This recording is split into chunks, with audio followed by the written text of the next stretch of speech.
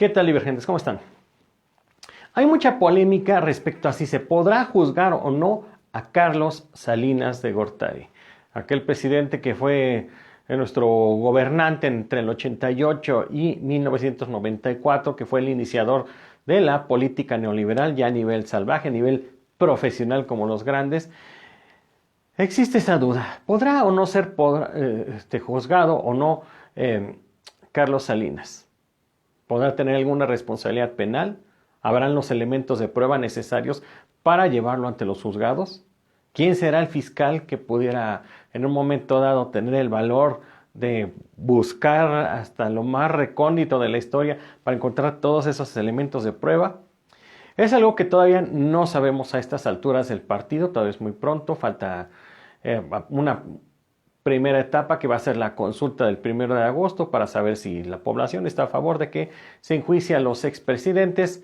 Entonces estamos, como le digo, muy temprano, ¿no? Esto es un juicio, esto va a ser un proceso más bien que va a durar pues muchos años, tal vez se inicie en este sexenio y se termine hasta el otro, no es algo que vaya a ser de un día para otro, sobre todo en casos como el de Carlos Salinas de Gortari, donde pues bueno, ya con 3 décadas transcurridas, pues es difícil irle encontrando ahí los elementos de prueba necesarios, porque además en ese tiempo pues, era una gran red de complicidades, era el poderoso aparato del Estado priista que no permitía que nada se moviera sin que el presidente lo supiera. Fue así el más malévolo presidente que hemos tenido, el que ha tenido tomado de los cabellos tanto a dirigentes de izquierda como dirigentes de derecha, especialmente a sus amigos. Ya vemos lo que le pasó a algunos de sus amigos que pues ya están viendo la política desde otro plano,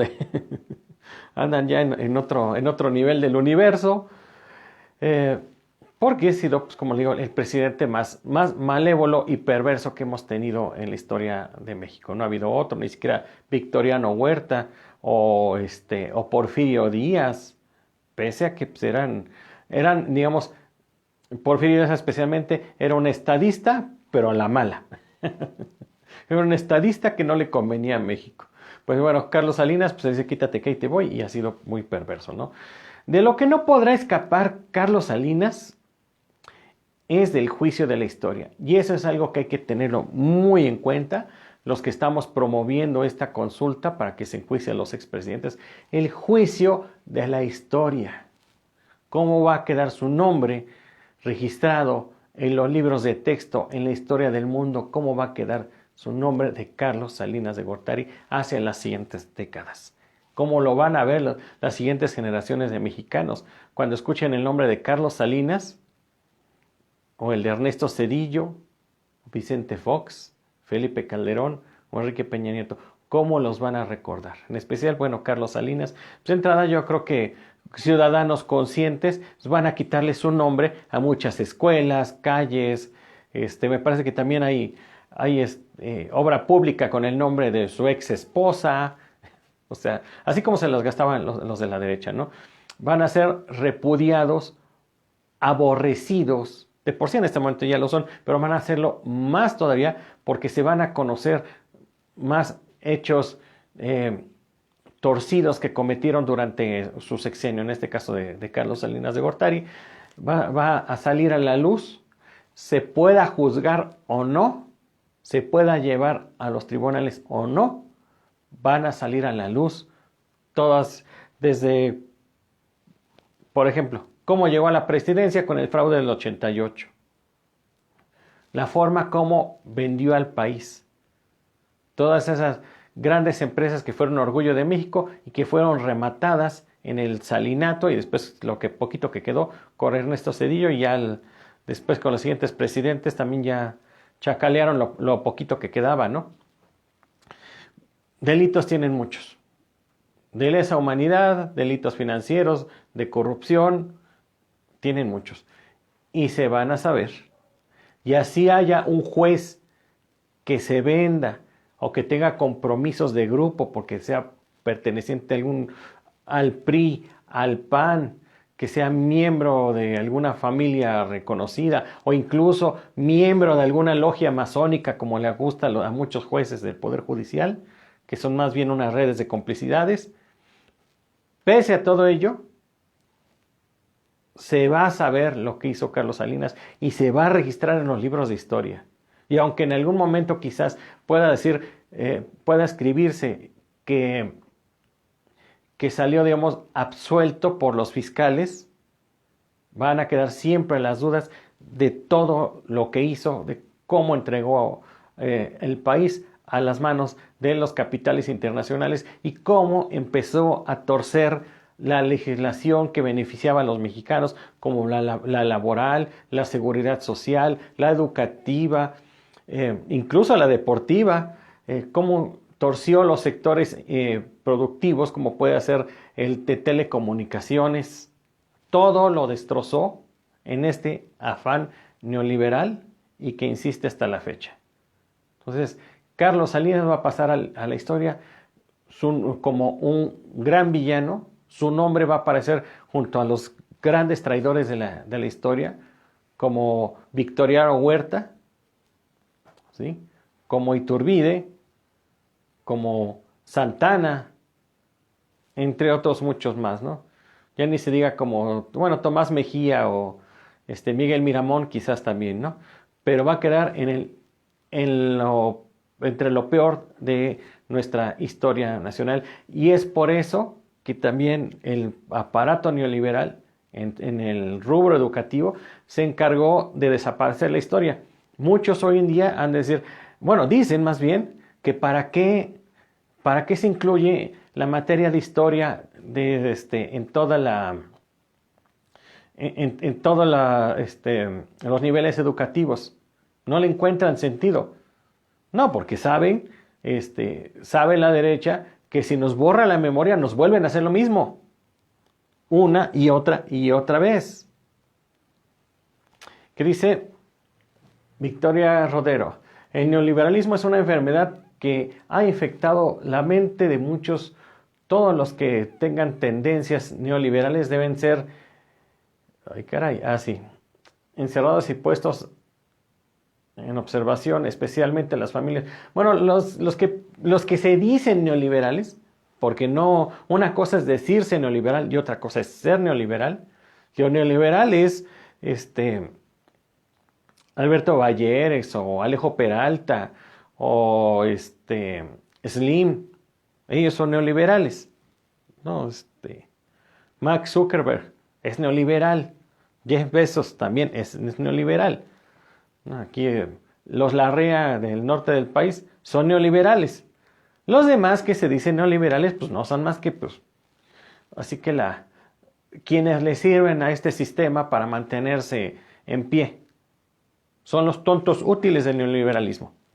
Pero les han engañado a través de los medios de comunicación. Carlos Salinas podrá tener una fortuna, podrá quedar bien con las clases conservadores altas, podrá aparecer en la portada de muchas revistas como se usaba antes, con esa revista de Caras y Hola y esas cosas. Pero no podrá ser alguien que pertenezca a la élite. Fue un tonto que sirvió y es un tonto que sirve a los intereses de la verdadera élite, pero no es parte de la élite. Si Carlos Salinas no pertenece a esa élite, ¿cómo espera mi compadre que se dice panista, que vive aquí en la casa de interés social, que todavía no termina de pagar y que él también le debe a Coppel y que tiene sus deudas con Electra y esas cosas? O sea, no es posible, es irreal. Pero los medios de comunicación le han hecho creer que es neoliberal, que es conservador, que es fifí. Imposible, ¿no? Ese es parte del engaño del aparato de consumo en el neoliberalismo, ¿no? Estoy reiterando, Carlos Salinas de Gortari, su nombre va a pasar al basurero de la historia como el delincuente que es. Ahorita podría enumerar 20, 30 hechos torcidos del salinato y su influencia hasta la fecha. Pero ya ahorita yo creo que ya es un poco necio insistir sobre eso. Este tema me viene porque, bueno, hoy estuve en una conferencia donde se habló de que, bueno, ¿por qué juzgar a Carlos Salinas de Gortari? Hubo un ponente bastante interesante que explicó cómo se fue generando esta serie de políticos que iniciaron las políticas de libre mercado en México, ¿no? Desde los años 70 y 80, ¿no? Cómo se empezó a podrir la cosa desde Luis Echeverría, con José López Portillo, después llegó Miguel de la Madrid, hasta que nos vino a partir en la torre Carlos Salinas de Gortari. Estuvo bastante interesante. Y bueno, yo también me quedé con algunas preguntas para el ponente y todo eso, y algunos comentarios que también, afortunadamente, pues tengo mis redes sociales en donde las puedo hacer. Y pues sí, me vino este tema, ¿no? Decir, Carlos Salinas de Gortari es un traidor a la patria, es un mexicano que debería de estar preso, debería de pagar por sus culpas, por haber mandado a la miseria a muchos millones de mexicanos a lo largo de muchas décadas, porque su influencia no se quedó solamente en sus 6 años de gobierno, sigue hasta la fecha. E insiste porque es el principal operador en contra del movimiento progresista, en contra del presidente López Obrador. Y que lo escriban así los libros de historia. Bueno, al menos yo, en lo personal, cada charla que pueda tener sobre este tema de aquí en lo que Dios me permita la existencia, siempre lo voy a decir, y como yo, hay muchos que lo decimos y que lo sostenemos. Carlos Salinas de Gortari es un traidor a la patria, y por eso el 1 de agosto preséntense a votar ahí en Wiki, en su casilla. Generalmente va a ser la casilla donde fueron a votar el 6 de junio. Vayan a emitir su voto. Bueno, es una consulta, no es como un voto, pero se puede decir así. Va a ser rápido, se van a sentir muy bien. Recuerden cuando estén tachando a todos estos delincuentes presidentes del periodo neoliberal, y pónganles así: sí, claro que quiero que te procesen a ti y a tu grupo, ¿no? Hoy tocamos Carlos Salinas de Gortari, pero más adelante voy a tratar Vicente Fox, Ernesto Zedillo, Felipe Calderón y Enrique Peña Nieto. Quizás a Peña Nieto y a Calderón no sea necesario la fiscalía, porque pues están tras de ellos, ya hay elementos de prueba para meterlos al tambo. Hay suficiente, simplemente la detención de Luis Cárdenas Palomino va a soltar información, y si no es que Genaro García Luna también ya está cantando allá en Estados Unidos, para que les saquen sus trapitos al sol, como Felipe Calderón estaba bien enterado de todo lo que hacía este grupo de delincuentes que tenía tratos era socio pues de los cárteles de la droga, ¿no? Especialmente el de Sinaloa y el de Ciudad Juárez, ¿no? Entonces, al menos con ellos dos hay elementos fresquecitos y que están ahorita en boga para poderlos llevar al tambo. Los otros tres expresidentes también hay elementos. Pero en general, sus nombres van a ser enviados también, y la verdad es que sí me gusta esta frase, porque la verdad que representa mucho y es la neta. Van a ser enviados sus nombres al basurero de la historia y van a ser mencionados como traidores. Así como nosotros actualmente recordamos a Victoriano Huerta, que fue el traidor que le dio la puñalada por la espalda a Francisco I. Madero, así estos desdichados que se enriquecieron, empobrecieron a millones de mexicanos, y por poco entregan ya de plano todo el país a potencias extranjeras, ¿no? Potencias económicas y estados extranjeros, ¿no? Pero bueno, otro tema, divergentes de volada, así rápidamente. Veo que hay muchas quejas sobre este asunto de las inundaciones que hubieron en Atizapán de Zaragoza, en Tlalnepantla, aquí mismo en Toluca se desbordó el río Verdiguel o Tejalpa, no sé bien, ahí por el rumbo de Sinacantepec. Y todos se quejan de que no, que de pronto se vino la crecida, se llevó carros, se inundó hasta 1,5 metros de mi casa en la lluvia y todo eso. Y yo digo, Sencillo, muy sencillo. Dejen de sembrar asfalto y siembren árboles. Sencillo. Eviten el cambio de uso de suelo. ¿Cómo no quieren? Por ejemplo, vi las imágenes de Tlalnepantla. ¿Cómo no quieren que baje la crecida del agua por una colonia cuando todo es cemento? Todo es cemento y casas que sembraron en un desorden urbano horrible. Horrible. ¿Creen que eso es desarrollo? Llegar y sembrar casas y poner cemento y tumbar todos los árboles que puedan. No, pues ahí están las consecuencias. Ahí están las consecuencias. Dicen, bueno, ¿qué tiene que ver los árboles?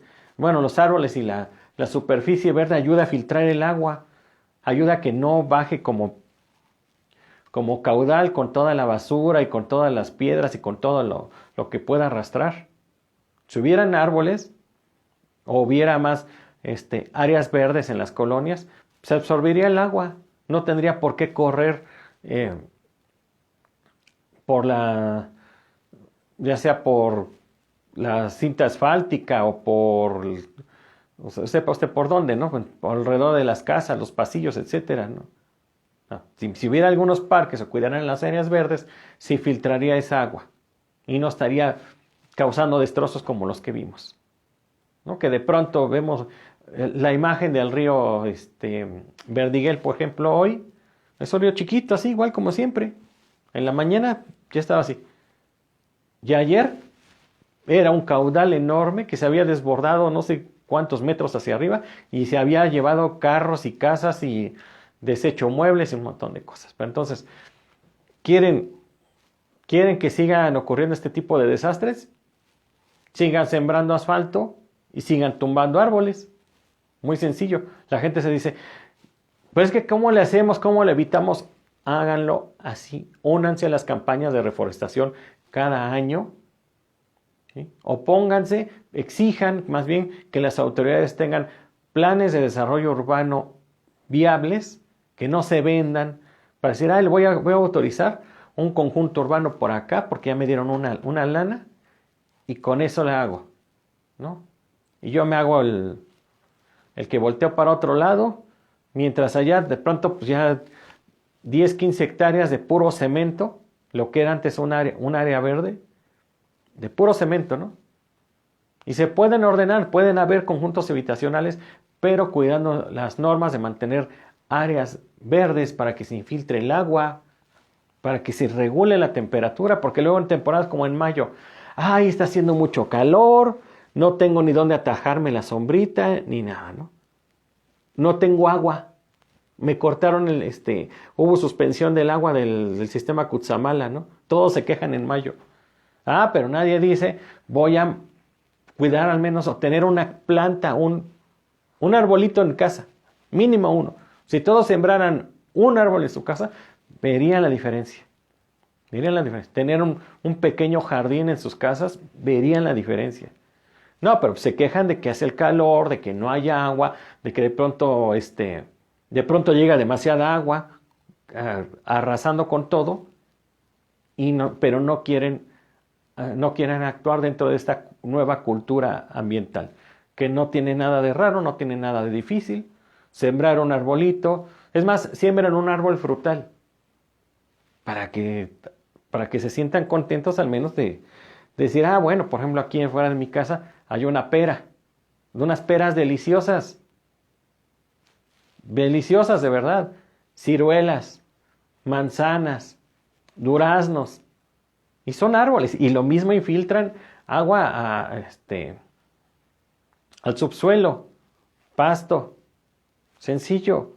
Pero bueno, ya la verdad que parezco que lo estoy regañando, pero es que de verdad que sí indigna que de pronto todos se sorprendan, decir, maldita sea, se llevó mi carro, se llevó 10, 15 carros, el cauce del río. ¿Y cómo lo podemos evitar? Sencillo. Ayuden en las comunidades de pobres que están tumbando los árboles. Sí, aquellas comunidades que piensan que no existen, que son comunidades indígenas, ayúdenlas a salir adelante para que no estén cortando árboles, para que mantengan el bosque y no estén cambiando árboles por papa o por maíz, o a veces cuando bien les va avena, ¿no? O sea, esto es una cuestión integral que hay que comprenderla en su justa dimensión y actuar, ¿no? Mejor, yo he visto cómo han restaurado lugares increíbles que eran prácticamente desiertos y que hoy en día son parques ambientales que la gente dejó de pegarle al bosque, tiene industria, tiene escuelas, tiene hasta seguro social, tiene artesanías, tiene centros recreativos, tiene centros de convenciones, gracias a que le cambiaron la visión de lo que tenían que hacer. Que sí, tardó algunos años, pero no fue de la noche a la mañana. Pero de que se puede lograr, se puede. Y pues bueno, ahora sí vamos a dejarla hasta aquí el video, divergentes. Nos vemos mañana, ya saben, compartan, importantísimo, importantísimo, de verdad. Ya no saben cómo se los agradezco. Compartan, activen la campanita, bueno, suscríbanse, importante también, activen campanita de notificaciones. Y si ven que no les envía la notificación las redes sociales, entren, por favor, porque pues sí nos están ocultando. Nos están diciendo así, ok, chido, haces tu video y por acá subes tu video y como que por acá, viendo hacia otro lado, ¿no? Diciendo, no, pues no lo vean. Ah, pero como les digo, no sea un video del Chumel Torres, porque, uy, no sé, pásele, señor, ¿no? Ellos sí, encantados. Pero bueno, ya los dejo. Nos vemos mañana, divergentes. Descansen.